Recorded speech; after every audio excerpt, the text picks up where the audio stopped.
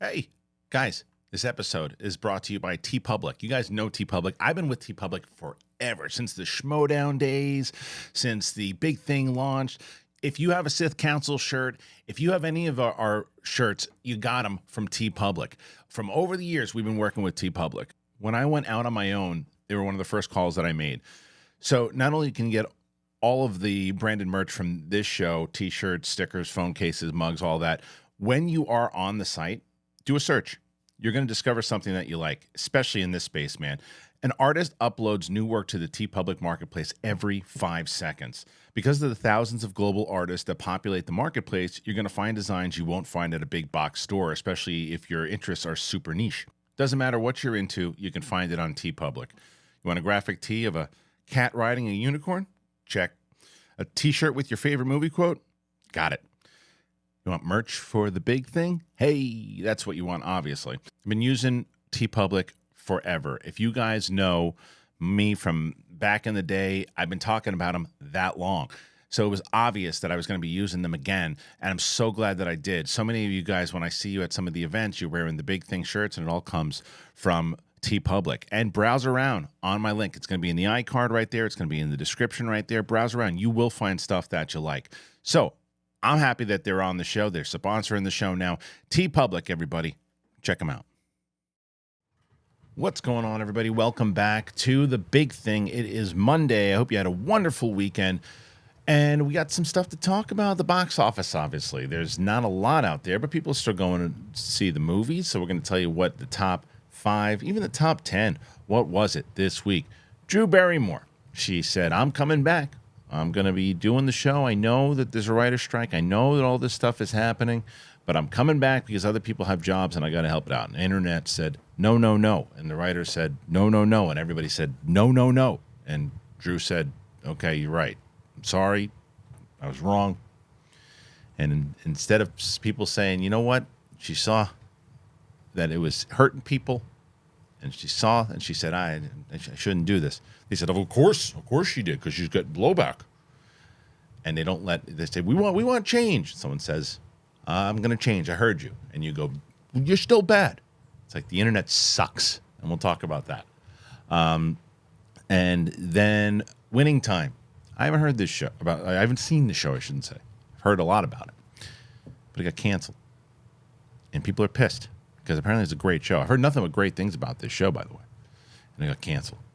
So The Rock returned to the WWE, got an amazing, amazing ovation. He talked a little bit about that. So we'll talk about that and more on this episode of The Big Thing. If you haven't been here before and you're brand new to the channel, we're getting close, man. We're almost at 93,000 subscribers. And we're getting close to that 100,000, but we need you guys. So hit that button. Make sure you check it out. Go and let me know. All right. Let's get to it. It's the big thing. It's Monday. I'm ready. You're ready. Here we go.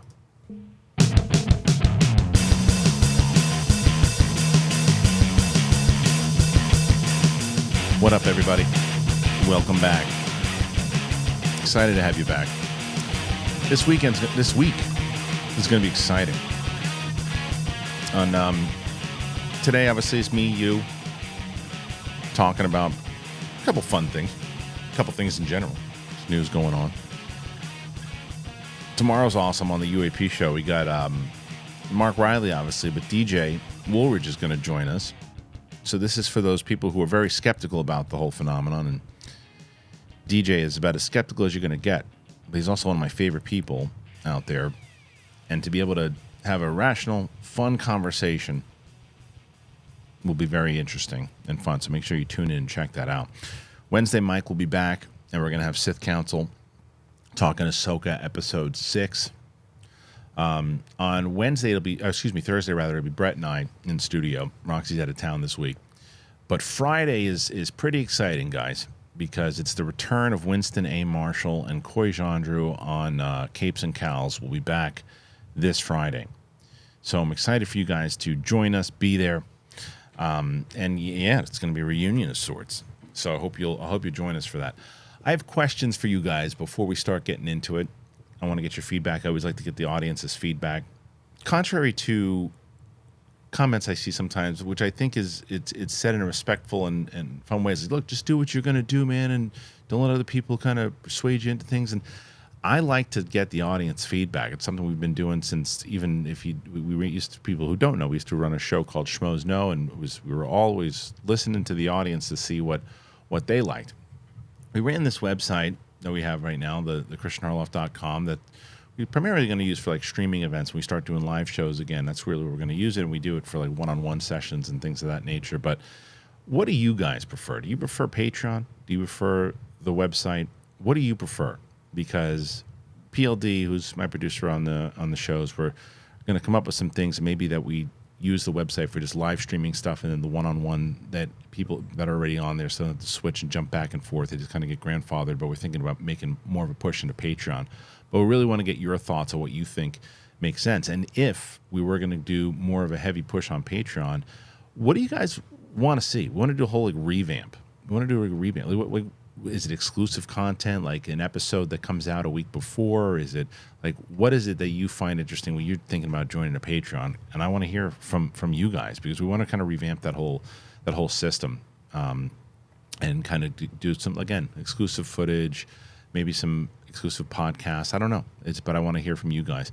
The other thing is, for people who've been asking about the Schmodown, I have an update that will be coming very soon. We came up with a full-on decision of what we're going to do with the Schmodown, as far as the content and the archives. And I think everybody's going to be pretty happy with it. It's just going to take a second or two to get done, but I'll have more on that coming up. Yeah, man. And then this, I have One Piece reactions. I think I'm going to do the Ahsoka reaction again for episode 6. It turned out to go pretty well, the last one, and you guys seem to like them. And I've been doing, like I said, I've been doing One Piece. I'm going to start doing some movies as well. So as long as you guys are liking them, that's what I'll keep doing. What you are not liking, or at least some people didn't like, is this Drew Barrymore situation. Let's talk about it. All right, Drew Barrymore has announced she won't be bringing back her self-titled talk show back until the strike is over. The move follows on from a week of headlines in which the actress and host of the Drew Barrymore show initially revealed her show would be returning without writers and would abide by strike rules in not discussing struck work. Barrymore issued a video apology after she received a major pushback from the industry and the Writers Guild itself. That video apology was subsequently taken down. Today, she issued a new statement on Instagram saying the following: "I have listened to everyone, and I'm making the decision to pause the show's premiere until the strike is over. I have no words to express my deepest apologies to anyone I have hurt, and of course to our incredible team who works on the show and has made it what it is today. We really tried to find our way forward, and I truly hope for a resolution for the entire industry very soon." A spokesperson for the series added a statement: "We support Drew's decision to pause the show's return and understand how complex and difficult this process has been for her." Following this news, CBS's The Talk announced a similar action, scrapping their plans to return on the 18th. CBS says in a statement, "We will continue to evaluate plans for a launch date." Syndicated talker The Jennifer Hudson Show has also halted return plans. Okay, so there's a lot here. And the first part is, this is tough for everybody. This is tough in general for, obviously, the writers and the actors who are consistently every day losing work because they're fighting for what they know is right and what I believe is right and what I think should happen. And I think the studios are being, a lot of people think studios are being very, very greedy and have offered crap deals and knew that they wanted to let these things go on for at least 3 months because they wanted to save money. And they wanted to, they were going to go for a certain time. And now that they're now losing money, I think it was something along the lines of everything the writers wanted was something like $65 million is what it would have cost the studios. And now they're losing something like $500 million a day or something ridiculous. I can't remember what it is, but it's the number is astronomical. It's for whatever it might be. I might have botched those numbers a little bit, but nonetheless, the amount of money that they've lost so far, it far outreaches what they could have just settled. So there are other jobs on the line, the people who are working behind the crew and people who are not affected, or shouldn't say aren't affected, but maybe aren't being fought for, out there, that it's affecting them as well. So I think that the initial statement for what Drew Barrymore was trying to do to bring people back to say, like, I could see it inside of the room, and I could say, like, hey, what if we abide by the rules, we don't bring on the writers, we do things a certain way, and we bring people back to work, and that way we can do it, and that way we can. I think that her heart I think her heart was in the right place when it was a bad move, but I think her heart was in the right place of what she was trying to do. But you're kind of stepping over the entire fight by doing it on that side, and that's ultimately what people were saying. Like, no, this is not the move. You can't do this. You can't do it. And she got a lot of pushback, deservedly so. She had a lot of pushback, a lot of people saying, no. And what she said was, she tried to, at first, go, this is the reason why. I just want to let everybody know. Maybe you'll understand. And people like, no, you're not getting it. Here it is. And so she listened to it, and she said, all right, people are hurt. I'm going to step back. It's not a good decision. People are clearly, maybe I thought it would be like a 50-50, but it is not. It's like a 90-10, if that. Maybe 95-5 of people going, what are you doing? So I decided I'm not going to do it. Very similar to what I just said to you, in a very different circumstance, but similar to where I told you guys, I like listening to the audience. I like hearing what the feedback is of certain things. When people go, I don't know, Patreon, this, that, I don't know what I like Patreon better because of this, and I listen. Right? That's a simple thing. Something like this. You're listening to people and you're getting bombarded because you made a decision. It was the wrong decision, and then you heard it.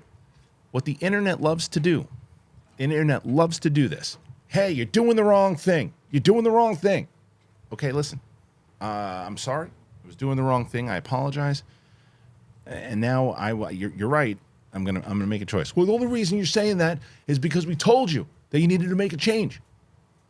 And it's like we don't allow people to make mistakes. We don't allow people to make a change if we're asking them to make a change. Albeit, no matter how passionate and how, and I'm being very clear that I think that it was right for people to get upset at Drew. I think they were right for people to get upset initially, to say, what are you doing? There's this fight going on. What are you doing? But this is just so typical of the internet. Well, of course, the only reason they apologize is because we asked them to. The only reason they apologize is because their career is going to be ruined if they don't. And it's like, it's the same conversation that we have all the time on this show about, it's a very different circumstance. Like if you had a conversation with somebody, if somebody hurt your feelings, and you know they hurt your feelings, and then you said to them, hey, I need to talk to you.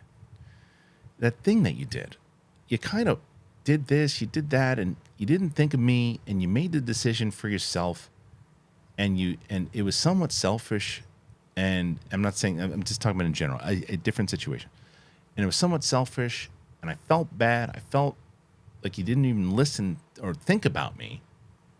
And I feel like shit. And that person goes, whoa. Okay, I made that choice. I didn't think not only did you tell me that, someone else called me and told me that I hurt their feelings. Someone else told me I hurt their feelings.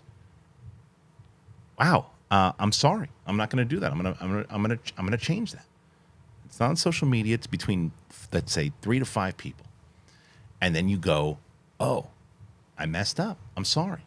And normally, the face-to-face people will say, okay, well, I respect the fact that you looked at it, you made the situation, and we told you. And of course, it's one of those things like, oh, well, they're gonna look at me like I'm a fucking asshole.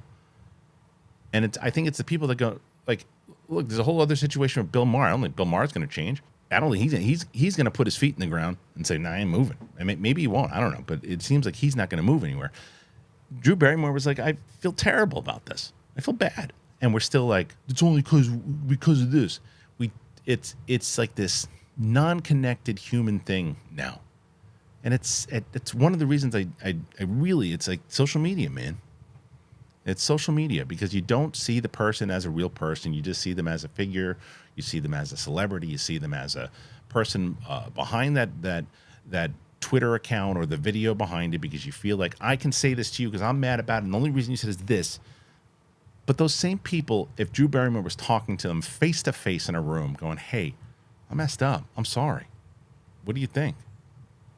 Most people, I think, good people would say, okay, look, I do think that the pressure probably got to you. And it did. Of course it got to her. Of course it did, but that doesn't mean that she's not good. And look, I've never even seen this show. I don't know.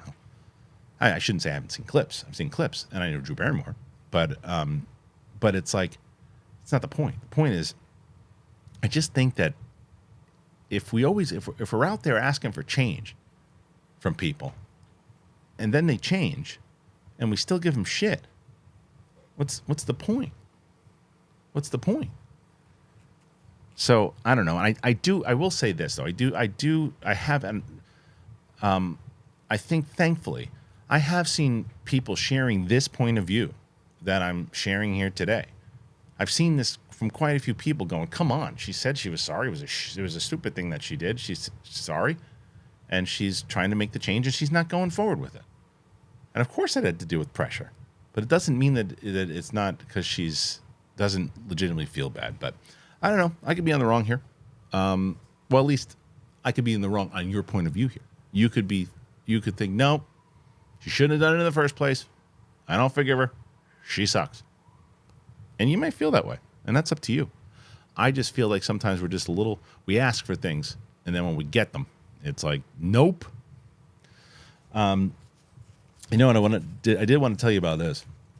We have a new sponsor, and it's called Fume. And I saw Steve-O actually talking about this when it comes to the habits, man, the nasty habits. And I've had some, but how do you break those habits? How do you break them? And when I heard about Fume, and when they asked, they said, because initially I was like, I don't know, what is this? When I found out what Fume was doing, they said, that's very interesting. So let me tell you a little bit more about Fume right now. All right, guys, this episode is sponsored by Fume. Bad habits, man. A lot of people have bad habits, and bad habits can really kick your ass, and they can mess with your health. They really can set you back. I've seen it, been around it, and I know. And when you see this, the first thing you go, well, what is that? The first thing you should know is that's not a vape pen. It's not electronic. It's natural. That's why I'm on board in the first place. What is it then? It's a device, and it helps you quit nasty habits, and that's why I was on board right away when they reached out. At first, I'm not gonna lie, I was skeptical. I didn't know. I was like, I don't know, that's not really my thing. It's like, wait a minute. You're not breathing in nasty chemicals with this, and what it is, it's just fresh air. It's natural air. It is flavored air. That's it. You heard me. Air. And it flavors it. It is a great way to replace nasty habits. There is no nasty chemicals, none of the stuff that creates bad habits. And that to me was like, wait a minute. So you can actually turn a bad habit and you just make it a good habit because it ain't messing you up and it ain't hurting you. Because I said, wait a minute, flavored air? And I said, it just feels fresh. They sent me one of them. And I said, okay, great, cool. It's pretty well weighted. It's perfectly balanced, and it's very easy to fidget with. Stopping is something that everybody puts off because it is hard. But if you switch to Fume, it is easy, and it's enjoyable, and it's fun. Fume has served over 100,000 customers and has had thousands of success stories, and there's no reason that can't be you.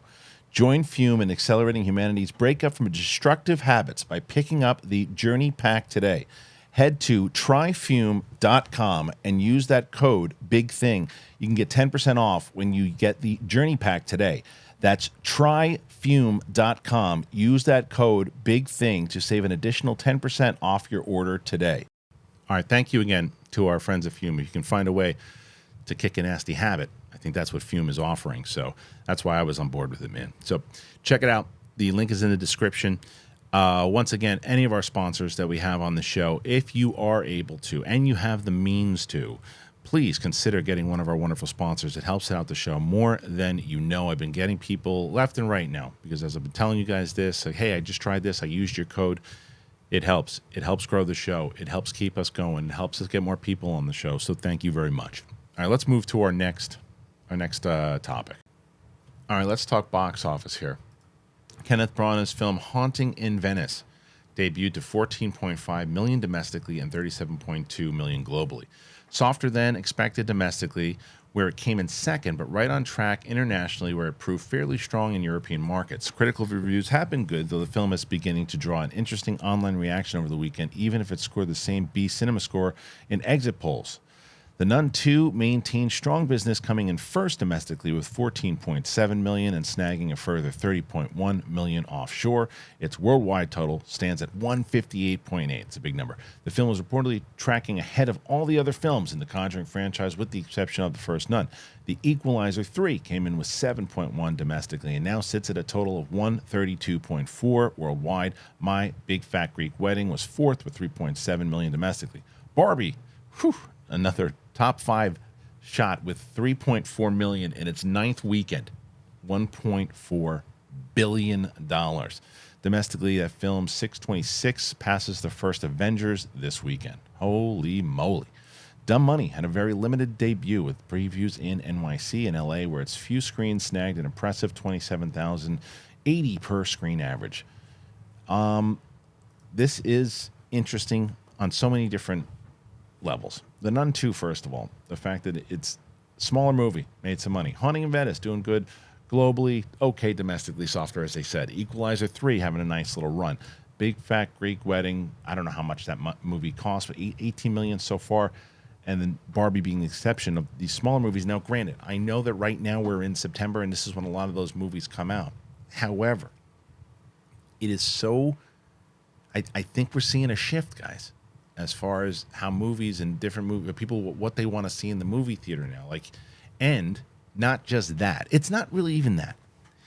I think we're seeing a shift with the idea and the realization, and I think Bob Iger said this at one point. We've been saying it on this show for a while, and a lot of you guys have been saying it in the comments. These massive, ridiculous budgets that are $200 to $350 million, just hoping to get that $1 billion thing. I think those days, for the most part, should be put in the can. I think it should be done. Now, you're going to get some. You're going to get some inside of a franchise that try to keep doing that it rewards. We're saying, okay, look, the last one, we spent that kind of money and we made that $1 billion, so let's take a shot with doing the next one. That's still going to happen from time to time. But I always use Indiana Jones as an example. In what world should Indiana Jones have been $300 million? And as much money as the Fast and Furious monies have made, $360 million, whatever it cost to make that last one, you're asking for trouble. You're asking for trouble, because even in a franchise like that, where people have come out to see it, it's like you start, eventually people go, I've seen this so many times, I'm going to spend money on the next one. And it's still, I think it made like $700 million or whatever it was, or 700, I don't know, whatever it made, but it didn't make money. From what I posted at one point, I thought that it did, and people were like, no, it didn't even come close to making money. It either lost money or broke even or whatever, and that's not what they're looking for. So it's like, and I get when you have a movie like with Fast and the Furious, of course, because you have the amount of star power now. The contracts, when you get 10 films into a franchise, the contracts for each actor is costly. Vin Diesel alone probably costs a lot of cashish to bring in there, and then all the other actors and the returning cast, the new big cameos. So the actors in general are going to drive up that franchise. But it's like, it's because those movies can make so much money. Why not offer more actors points on these movies, right? And maybe there's some other kind of deal you can make with them in general to do it, because. And I'm just using them as an example, but a lot of these things happen with these big franchises. And I think that one of the reasons that Blue Beetle is not a disaster as far as financially goes is it only cost $120 million. Now, $120 million is still a lot of money, but for a superhero movie, $120 million is not that much. So as it starts to pile up a little bit, you get closer to at least breaking even. And it doesn't. And when you look at something like The Flash, which is like 250 or whatever it might be, Black Adam, which is like close to like 300 or whatever it was, 250. And it's like, it's harder to make that money. So when you see movies like this, and when you see movies like The Nun 2 cost probably $13 and a pack of gum, and it's going to make the studio some money. Haunting in Venice, I don't know how much that budget was for that movie. Let me see how much that budget was. Haunting in Venice budget. Let's see, because it's the third movie, so this could be a problem of how much this movie costs. I'm going to do a guess. Haunting in Venice budget. Now, I think that this movie should cost $90 million to $100 million in order for me to go, okay, I understand. Where is it? No, $60 million. 60 million. Right. Okay. That's what I'm saying. That's fine, that budget. And they've already, they're going to make some money internationally and do what they're going to do. It's not like, it's not like a pulling out your hair kind of loss. Even if it breaks even, just makes a little money. Yeah, it did fine. It didn't do as good as we wanted it domestically. It made money overseas, and it was a fine little movie. Like, that's the type of stuff that is, I hope, keeps happening. Because you got a better, you look at what was the other one that did, there's another horror film, but the Insidious one did well, and these other little movies that are doing well. And I think I think the shift is coming with away from these. I think the budgets need to change, but this is and we're going to start to see a shift, obviously, with October and November movies coming out. But then I'm very curious to see what Aquaman does for a lot of different reasons. Obviously, one is because the rumors of how many different reshoots and all those different things that have come in with it in general. But it's also carrying on the tradition of what we're talking about here. And it's just like, do people still care about these unless there's like, it used to be a superhero movie's come out. Oh, I'm interested. It's a new superhero movie. Let me go check it out. And from the, not just from the casual fan too. Now it's more so it's like, what does it connect to? Not just the storyline of connecting to an MCU or connecting to a DCU, but connecting to another franchise in the way that I understand why Guardians of the Galaxy did well. Yeah, it connects to the MCU, even though that one doesn't really so much yet, the new phases. But it does connect to parts 1 and 2. It has an emotional core, and you understand why it made money. And even like Black Panther 2 made money. And it made money because, Doctor Strange 2 connected to, I didn't like Doctor Strange 2, but it connected to the first movie. It was a second movie inside the franchise. But I think that movie started the decline of a lot. I think it was more disappointing to people than they realize, because you start to see a little bit of a hit afterwards. But I don't know. What do you think about? Have you seen any of the movies that are out currently? What's the next movie that's coming out that you guys like? I want to go and I want to see this in the theater. Is it Killers of the Flower Moon? Is it like what is it? What's the next one that's coming out that you guys want to see and you think is going to be something you really want to check out? Let me know in the comments. I want to hear from you. All right. Speaking of these movies that are coming out of nowhere, smaller movies, big stories, characters, emotion. As of this weekend, Sony's film adaptation of its PlayStation video game franchise Gran Turismo passed the $100 million mark, hitting $103 million at the worldwide box office. It was made in a production of $60 million, and in the mixed review, film got off to a soft start with $17.4 million domestic opening weekend, bolstered by a further $5.3 million in previews. Numbers plummeted from there in the States. However, the film has hung on internationally to the point that after a month, it broke the $100 million mark and could be a profit for Sony once home video sales, rentals, and other revenues are taken into account. It's not a complete car crash. It's a far cry from PlayStation productions, from Uncharted and yada, yada, yada. The Last of Us series was a critically and commercial smash up for 24 or so Emmy Awards. Even Twisted Metal series got a fan base and became one of the streamers' most watchable streamers online. With the strikes going, it's not clear what will be the next game property being adapted for the screen, as films based on Ghost of Tsushima and Days Gone are on the way with Netflix's Horizon Zero Dawn and Amazon's God of War shows. So, again, no, it might not have been a massive hit and probably just, like I said, breaks even, barely makes a profit.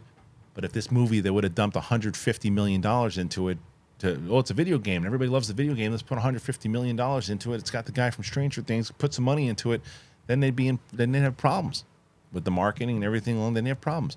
But they didn't. They went with a $60 million budget, had a soft opening. I like the movie a lot, and I think one of the reasons is that it looks like critics thought it was just but fans that have gone and seen it and have really enjoyed it. Everybody that I've seen that have reviewed it from fans in like I did my out of the theater reaction, it's been really positive. Most people have really liked it. I've talked to other critics and they've been more critical. But I really enjoyed it. It's one of the ones that I enjoyed seeing the most this year in the theater thus far. It might be my top 10 so far. It might. Really liked it a lot. I really did. So you can see it's the same story. It's the same thing I'm telling you about, like where with the money and the budget and the reason why it's got a shot to break even. Why I think studios will start doing this strategy way more. I think they're going to be a lot more, and rightfully so, hesitant to go for these big $300 million movies now. I think I don't. You saw them every it was like every 10 seconds. They were this one. How much did that cost? $250, $300. I think this whole month of June that just happened is going to be like the textbook, the class. It's going to use me that class. People are going to go, all right, open every textbook to page blah blah blah. June 2023 when the industry changed, when it was Elemental and Indiana Jones and The Flash and Transformers and all these movies that came out. And everyone's like, oh, this is going to be a massive month for movies. And it was one of the more disappointing ones with all these big budgets. So a movie like Gran Turismo doing what it did, again, unfair also to compare it to Uncharted and these other. Uncharted, it was a very big video game in general. Not that Gran Turismo wasn't, but as far as story goes, you think of Uncharted over Gran Turismo when you think of story. That's part one. Part two, movie star power, even though I think Mark Wahlberg, who I like, terribly casted for Sully, still a movie star, major movie star, big name. Tom Holland, even though I think that them going that young with Drake was not the best choice, clearly it was a good choice as far as money went because it made a lot of money, but unfair to compare a relatively unknown cast. And Orlando Bloom, this isn't Orlando Bloom from 2000. This is Orlando Bloom now. This is yes, you got Hops, you got Hopper, but he's not being able to sell tickets. It's like, oh, he's probably the best thing in the movie. David Harbour's awesome in the movie, but he's not going to sell tickets. It's not the same way that Tom Holland and Mark Wahlberg are. So unfair to compare it. As far as Last of Us goes, same thing. One of the most popular video games of all time as far as story goes. And putting it on HBO Max, and you get to basically play out the game in live action form. Not fair to compare them, so it has a tougher hill to climb. But I think it's a good movie. Did you guys see the movie? Did you like the movie? What did you think overall about about Gran Turismo? Did you like it? Did you not like it? Go ahead and comment. Tell me. I really want to know. And I also want to know what you guys think about both our buddies RUMPL and AG1 Athletic Greens. You guys know, you've heard me talk about them so many times. I love them very much so. And here we go. I get to talk about RUMPL again. You guys know I love talking about RUMPL. RUMPL was like Christmas for me the second they sent it. Why is RUMPL so special? Well, they're on a mission to introduce the world to better blankets, and they've done it. They're made with a durable, sustainable material, and they're built to last. They have so many great things about them. They are built to endure the elements. The blankets are made with durable materials that repel spills, sand, stains, odor. No matter where you bring it, if it gets dirty, you throw it in the washing machine. The original puffy blanket is RUMPL's #1 bestseller with over 1 million sold. I have one of these things, and I swear by it. With over 135 unique designs, there's a blanket for everyone. Now, RUMPL blankets are not just for the outdoors. They're perfect for, you can watch a movie on the couch, kick back in bed, or bring with you to the local theater. I have a bunch of different ones. I have one that I take with me when I'm out to watch my daughter's soccer game, or if we're going to the park and having a picnic. But I also have one that I mentioned. I curled up on the couch, fell asleep with it because it's so comfortable. People are always fighting for these things in my house. I got to get more. RUMPL also has a huge selection of indoor styles. They have the cozy hemp, they have the fleece, they have the Sherpa, all of it with responsibly sourced materials that they're made from. Super cozy, perfect. For my listeners, go to rumpl.com/thebigthing and use code thebigthing at checkout and get 10% off your first order. Rumpl.com/thebigthing. I promise you that this will be the one that you say, I'm so glad I finally listened to you. I got a RUMPL blanket. And do it. Do it. Do it. Do it. I can't go a day without talking about AG1. And I'm not just talking about you guys. I talk to all my friends about it. I talk to my family about it. I love AG1. I wake up in the morning, the first thing I do is I have this zoo cup that I've talked to you. I don't know where I got it from. The zoo, apparently. But I put AG1 in there. And I gave it a try a long time ago because Brett Sheridan wouldn't be quiet about it. And he was right. He was absolutely right. I drink it right away. I drink it right before my coffee. And I'm just ready to go. I just know that when I'm taking it, I'm like this, it feels good. I'm not a big vitamins guy where I'm taking 87 vitamins throughout the day. I take it all in one shot. I put it in the cup, and I'm feeling good. I sweep the floor, and then I take the AG1. My sleep quality is doing good because of AG1. Since I've been drinking it, I really have noticed an overall just kind of like a new pep in my step. And why do you want to take a bunch of different things when you can just take one scoop of powder, put it in water once a day? That's it. AG1 was designed with ease in mind so you can live healthier and better without having to complicate your routine. I mean, you guys know this. At this point, if you've been listening to my show, everybody knows that we have AG1 in the back of the. You can see it in the on camera. You can see it. I talk about it all the time. I get people commenting that they were signing up for it, and so many different people have been signing up, and I'm so excited that you are. It's delivered every month. It's been very easy to make it a daily habit. I get the travel packs, and I'm going to need those travel packs. I'm going on vacation soon. If you want to take ownership of your health, try AG1 and get a free 1-year supply of vitamin D and 5 free AG1 travel packs with your first purchase. But you have to go to drinkag1.com/bigthing. drinkag1.com/bigthing. Check it out now. Yeah, I'm not BSing you guys. RUMPL, AG1. There's a reason. AG1's been with us all year. I mean, if you've been watching our show, you're like, oh, someone said to me the other day, said, I started following you on the One Piece reviews, and I've been watching your reviews, and I'll tell you what, if you watch the rest of this season, I'll finally get that AG1 stuff that you keep talking about, because you talk about it all the time. Yeah, because I love it. And RUMPL, I fell asleep on my couch last night because I just covered up in my RUMPL blanket, and it's so warm, and I love it. And so if you can get yourself a RUMPL blanket, and you can get yourself some AG1, you have the means to do it, you want to support the show, I say it every single show after every single sponsor. It is so crucial, and thank you, by the way, because I've been saying, you guys have been doing it. A lot of you guys have been doing it, again, if you have the means. So I thank you, because I can't emphasize how important it is that you are supporting this show when you are able to do it, and you can do it, and you find something that you like. So thank you for doing that. Links are in the description, pinned comment there as well. I mentioned Fast X before, and I mentioned the big cast and all that. One of the biggest cast members that they've had ever, and even they called it franchise Viagra, was The Rock. Well, The Rock made his reappearance in the thing that made him famous in the first place in the WWE on Smackdown on Friday, and these clips were everywhere. And if you heard that crowd reaction, oh my gosh. This is the People Show. And you know what that means?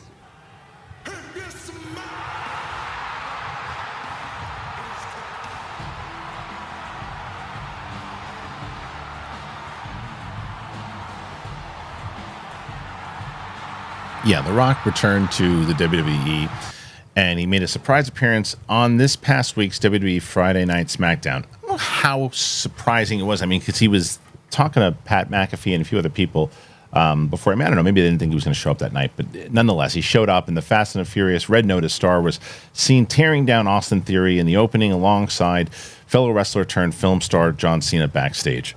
This marks Johnson's first WWE programming appearance since 2019. The event went viral over the weekend with countless social media posts and YouTube clips. Today, The Rock took to Twitter to thank fans. He said, I'm still completely blown away by this crowd reaction in Denver this past Friday night on SmackDown. My appearance was 100% surprise to everyone, and this crowd of 14,000 I'm still completely blown away by this crowd reaction in Denver this past Friday night on SmackDown. My appearance was 100% a surprise to everyone, and this crowd of 14,000 erupted with the roar of 100,000 strong. Top 5 loudest crowd reaction of my career, which I was like, holy shit, when I walked out. I'm so grateful and humbled by this. I never take it for granted, and coming home will always be sacred to me. Thank you to my guy, Pat Mack, the talented Austin Theory, the WWE family backstage, Team Rock behind the scenes, everyone who joined us to go all in, but most importantly, thank you with all my love, gratitude, and respect to the people. Our connection is real. It's electrifying. Johnson revealed hours before he popped up on SmackDown that he was in talks with WWE for a match against Roman Reigns at WrestleMania 39, but the plans weren't finalized. That's the thing I was talking about. I saw that. I think that Ryan Satin had posted something, and I watched that particular clip. But yeah, man. I mean, does it make sense that he would get this kind of reaction? Of course it does. He's a legend in WWE. He's one of the biggest movie stars on the planet.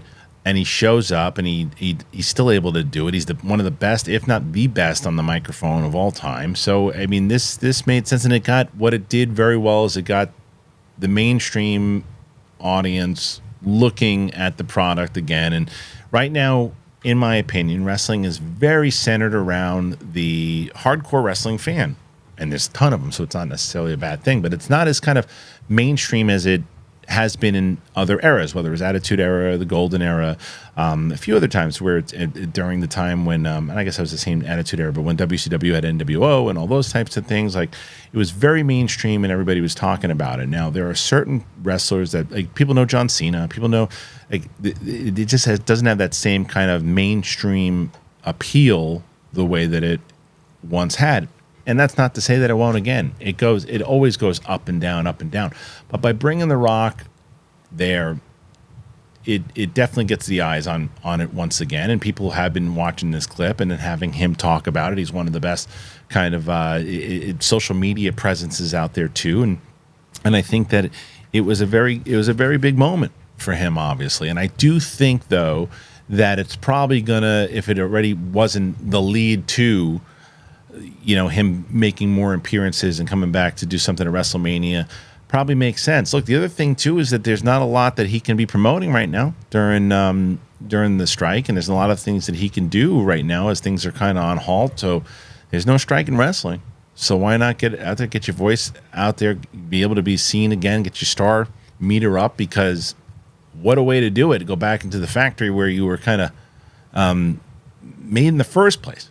Everything, the talent that guy's got and what he's able to do is kind of showcase it again. And I mean, like I said, I tune back and forth into the WWE. I think putting him in with Austin Theory was a good move. He is one of their up and coming guys who is really good on the mic, is a good heel, good heat, played with it well. It was funny when if you watch that clip, you can see The Rock say, hit me. And he hits him before who gives a shit though. And then Pat McAfee, who I think is also very good in hyping up this stuff. It was a really good moment, for wrestling in general, and I think it'll lead to Roman Reigns and The Rock finally happening at WrestleMania, the new WrestleMania in March, whenever it is, April, March, I can't remember. But either way, the other reason that I think that it probably happened, and I don't think it's a coincidence, is that The Rock, I think, is pretty good friends with the new president of WWE. Vince McMahon no longer runs the company. You know, he still has a lot of creative pull and all those types of things, but he doesn't own the company anymore. It's owned by the Endeavor Group, and I can't remember the guy's name, but I know The Rock and him are tight. So I don't think it was a coincidence. I think that he probably said, "Look, come back, do this thing for us, then we'll talk about that new deal that we could potentially put together for WrestleMania, and we'll make it happen." And I think that's exactly what happened. I think this is the step in order for them to try to get more eyes on the product, for them to do it. You take care of The Rock, obviously, and I think that's exactly what they did here. And the crowd reaction, I mean, yeah, it was fantastic. And they need more stars like this. And I hope that and that's easier said than done. We need more stars like The Rock. Okay. It's like but I think that one of the reasons that The Rock was, and Stone Cold, and I mean, even going farther back, Roddy Piper, Macho Man, guys like that. The reason why those guys were able, Ric Flair, were able to pop the way that they did, and I stand by this, they were able to be free on the microphone. They're those guys, and Chris Jericho, I don't want to forget about, who's still doing it now, and doing it well. They're able to be free on the microphone, and it's like, okay, here's where we need the story to go. Kirby Enthusiasm. Here's where we need the story to go. And the scripts and trying to treat wrestlers like actors it's a bad move. It's a bad move because you can see them, especially the non-experienced ones. They're trying to remember their script and instead of like doing it organically, and that takes away from what's really in there. Now, not everybody can do it, but I think that a lot of wrestlers have been held back because of not being able to just kind of treat it like a sport and treating it more. And we all know that it's not, but the stuff to me that really responded is when it was a sport and they can go off the cuff and they could do the thing the same way that Mike Tyson would say something like just raw and outrageous. Like when it feels like they're just villains in a movie or a TV show, I think that's one of the reasons why it doesn't connect the same way to mainstream audiences. But I don't know. Either way, The Rock comes back, delivers big on this, and I think that it's not the last we'll see of him. What do you guys think of the clip? Did you see it? Did you not see it? Even if you're not a wrestling fan, did you see it? It did go viral. It was everywhere.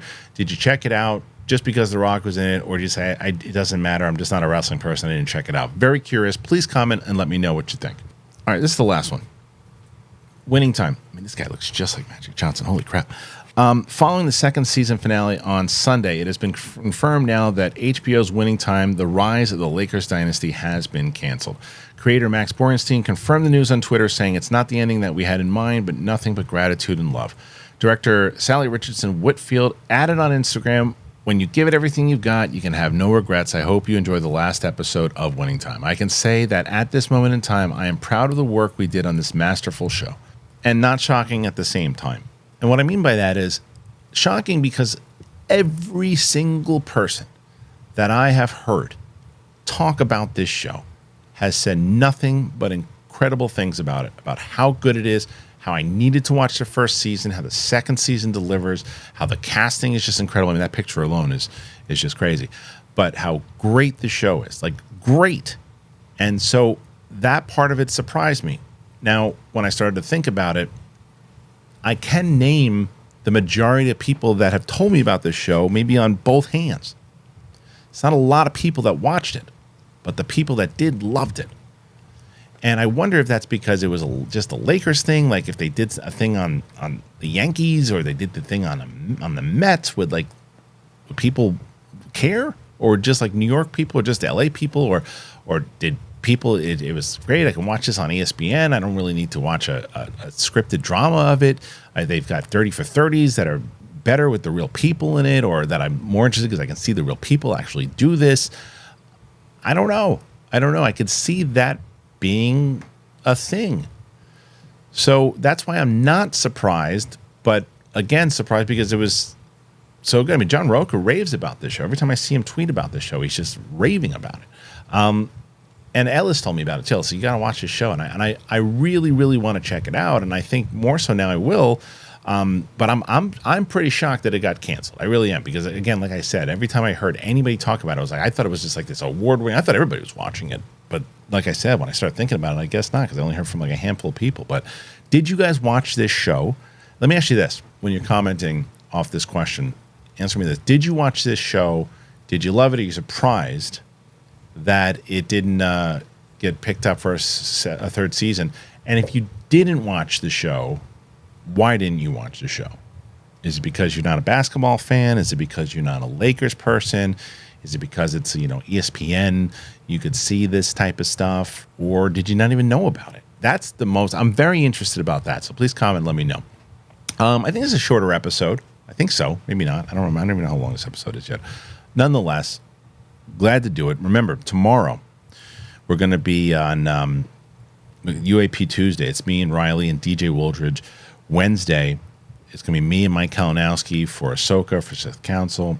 And we'll be doing a reaction again. We'll have One Piece reactions this week. Thursday will be myself and Brett.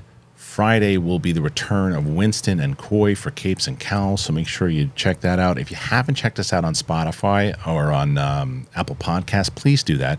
Super helpful. And like I mentioned throughout the show, if you're able to, you have the means to, our sponsors are linked in the description. They're also the first pinned comment. If you're able to and you have the means to, it really does. I ain't bullshitting you. It helps us tremendously if you're able to, if you have the means to, get one of our wonderful sponsors here today. All right. Thanks again, guys. I appreciate you, and we'll see you on the flip side. Peace.